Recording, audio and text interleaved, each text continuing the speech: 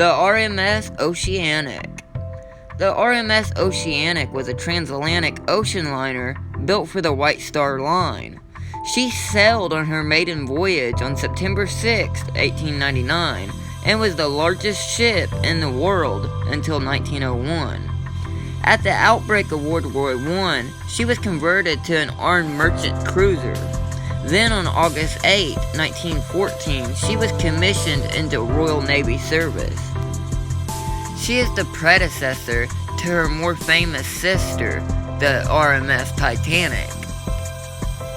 On August 25, 1914, the newly designated HMS Oceanic departed Southampton to patrol the waters from the North Scottish mainland to Faroe. Then on September 8, she ran aground and was wrecked off the island of Bala in the Shetland Islands.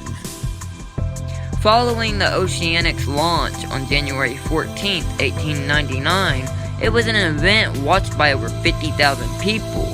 She would be the largest and last British liner to be launched in the 19th century. Following her fitting out and sea trials, she left Belfast for Liverpool on August 26th of that year. And when she arrived, she was open to the public and press, where she was received with great fanfare.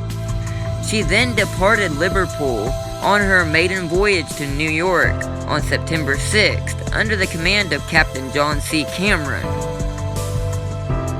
The early years of Oceanic's career were fairly eventful, as she was well received by the public on both sides of the Atlantic.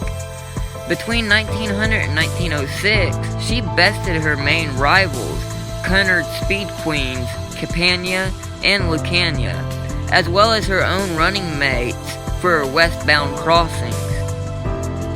In 1900, she was struck by lightning. In 1901, she was involved in a collision due to heavy fog.